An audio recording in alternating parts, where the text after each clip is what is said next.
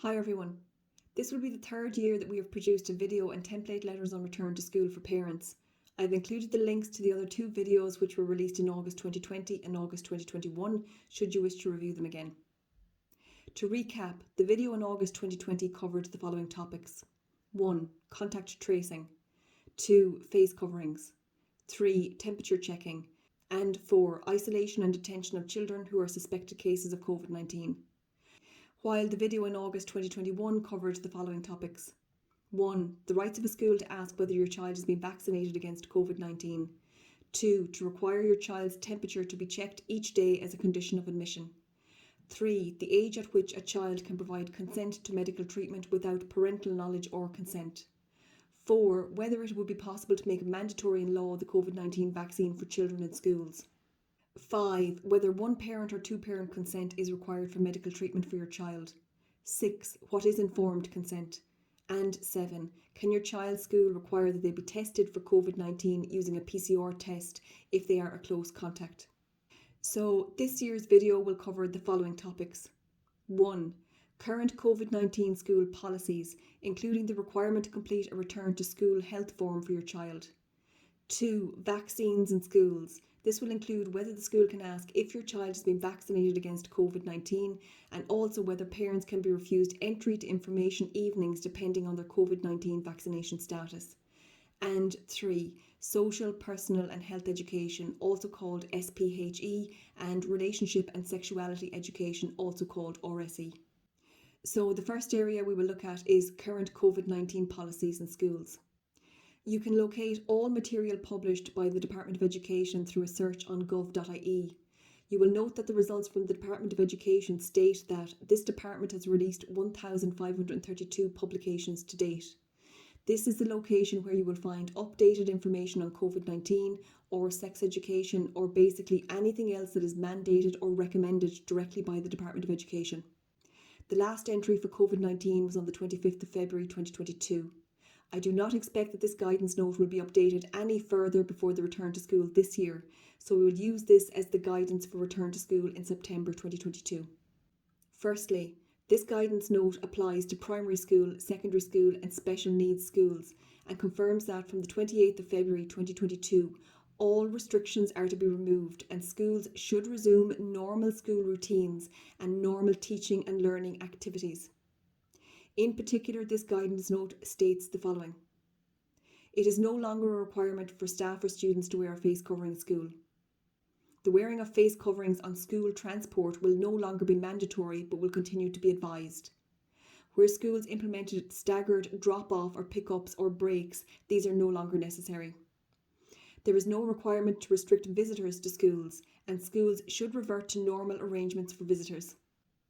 In this context, parent-teacher meetings should resume, and schools where parent-teacher meetings have not taken place should commence these as soon as possible.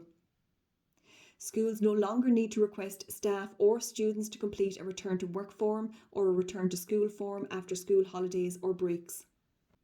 The HSE will continue with the current process to support the provision of antigen tests to primary schools, special schools and childcare settings. Participation in antigen testing is voluntary. Therefore, it is not necessary for parents to share information with the school about whether they have requested antigen tests and nor to confirm negative antigen test results. I have included a template letter in the description box which confirms the lifting of all such restrictions from the 28th of February 2022. You can issue a copy of this letter to your child's school in the unlikely event that they seek to continue to implement any COVID-19 measures. In my view, the most likely measure that they may seek to implement is a request to complete a return to school form, which you will note is no longer required or recommended by the Department of Education. It is also worth noting that, given that a return to school health form is no longer recommended, any school requesting that you fill in any such form is likely to run foul of data protection laws, as there is no longer any lawful basis to request such information. The second area we will look at is vaccines in schools. Information on immunisation in schools can be found on the hse.ie website under their schools programme. You will note that this page was last updated on the 25th of April 2022. This website confirms that In September, the HSE school immunisation teams deliver consent packs to primary and secondary schools across the country for children in junior infants and students in first year. This pack will contain the following: a letter from your local immunisation team, information about the vaccines your child will be offered, a consent form and an envelope. Please be aware that there is no legal requirement for you to answer or fill in the HSE consent form. It should be noted that if you decide to fill in this consent form, the HSE website states the following: the information you add to your child's consent form will be added to the HSE school immunisation system. In the event that you do not consent to your child being administered with the COVID-19 or any other vaccine, I've included a template non-consent letter in the description box of this video that you may use and issue to your child's school. Once or if you submit this non-consent letter to the school, they will obviously know that your child has not received the COVID-19 injection, so it is probably unlikely that they will seek any further information on the COVID vaccine. However, in the unlikely event that the school asks straight out if your child has been vaccinated against COVID-19, the law confirms that there is no lawful basis under general data protection laws that would allow the school to ask this question. I have also included a template letter to this effect in the description box of this video. The next question that arises is whether your child's school can ask if you, the parent or guardian, has been vaccinated against COVID-19, failing which you will be refused entry to face-to-face parent-teacher meetings and information nights.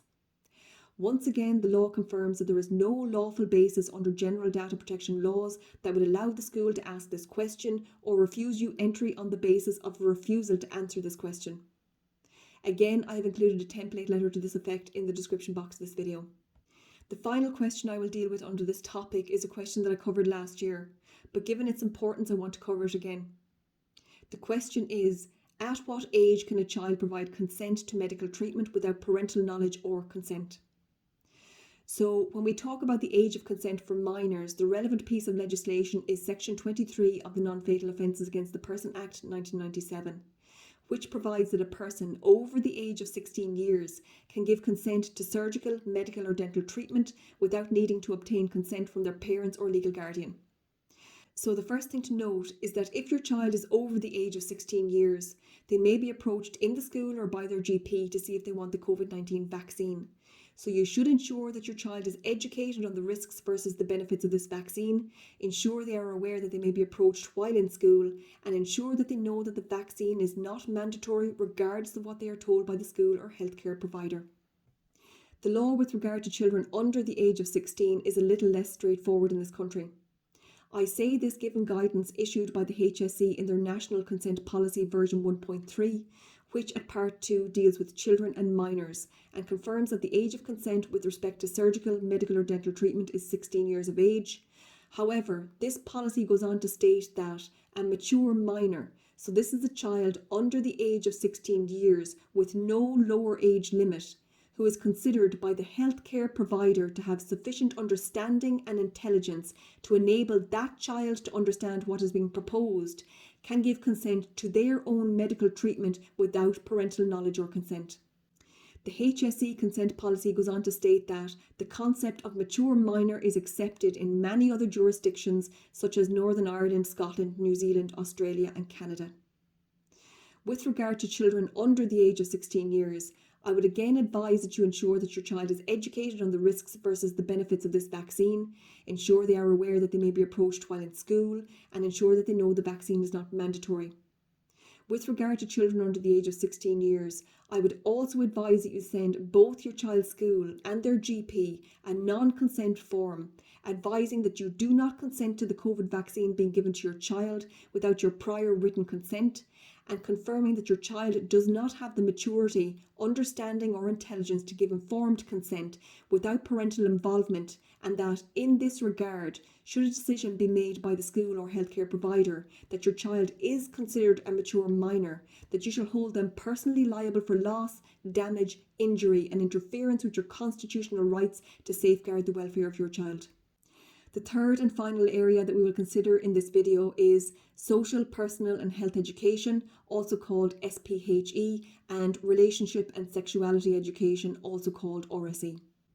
There are two issues for consideration in relation to this topic. The first is whether you wish to consent to your child partaking in the current curriculum for SPHE and or RSE. Ireland currently has a subject called Social, Personal and Health Education, with Relationships and Sexuality Education, RSE, being a key aspect of this SPHE course. RSE has been a compulsory course in Irish schools since the late 1990s, and it is said that the current SPHE curriculum, which includes RSE, being taught in Irish schools has not been significantly updated since 1999. That said, I would strongly encourage you to check whether the SPHE curriculum applicable to your child's school has been updated in any way, as this time last year I received some reports of concerning updates to lessons being taught to those in junior and senior infants. First and foremost, as parents or guardians, you have the right to request that your child does not attend any aspect of the school curriculum that you choose. This right derives from the Constitution, which contains a number of articles relevant to the law on education. Article 42 of the Constitution deals specifically with education.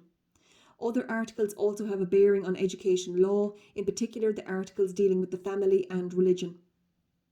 Articles 41 and 42 dealing with education and the family have been the subject of a number of court decisions which have found the following. 1. The family is the main source of education for the child. Parents are entitled to provide education outside the school system if they wish. 2. The state may not force parents to send their children to any school or any particular kind of school. 3. The state may require that your children receive a certain minimum education. This certain minimum has not yet been defined in legislation or in official policy. Many of the court cases have been about the precise meaning of that phrase.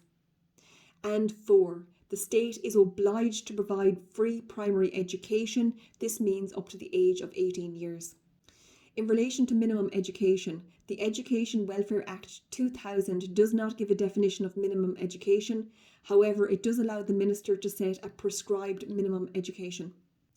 In addition to the constitutional protections offered, the Education Act 1998 also specifically states the following at section 32E. The minister shall not require any student to attend instruction in any subject which is contrary to the conscience of the parent of that student, or in the case of a student who has reached the age of 18 years, the student. It is therefore settled that parents and guardians may withdraw their child from any part of the school's curriculum that they choose. The issue that arises, however, is what happens to your child if you choose to opt out of SPHE or any other part of the school curriculum. What I hear is that the school would advise you that you must come and collect your child and remove them from the school while any such programs are being taught. This would make it almost impossible for most parents to freely exercise their right to opt out, and would instead put parents into a position of duress in accepting that their child partakes in a program of teaching that is against their conscience. Unfortunately, there is no simple answer to this problem. I would therefore advise that you explore the following options. 1. Talk to other parents to see if you can increase the number of parents willing to opt their children out of this programme, as this would naturally put more pressure on the school to find an alternative teaching space and supervision while the SPHE programme is ongoing. 2. Request that anyone opting out of such programmes be allowed to spend this time in the school library. 3. Try to identify other students who are also not partaking in the SPHE programme and see if their parents would be open to agreeing a supervision rota. If the SPHE class is only scheduled to take place once a week, a rota arrangement with other parents may be the best option. Or 4. The final suggestion I would offer is to apply pressure to the school from within. And by this I mean to apply to join the Parents' Association of your child's school, noting that membership of any such association is open to all parents of students of that school. In the event that your child's school does not currently have a Parents' Association, it should be noted that the Education Act 1998 states the following. The board shall promote contact between the school, parents of students in that school and the community, and shall facilitate and give all reasonable assistance to parents who wish to establish a Parents' Association and to a Parents' Association when it is established.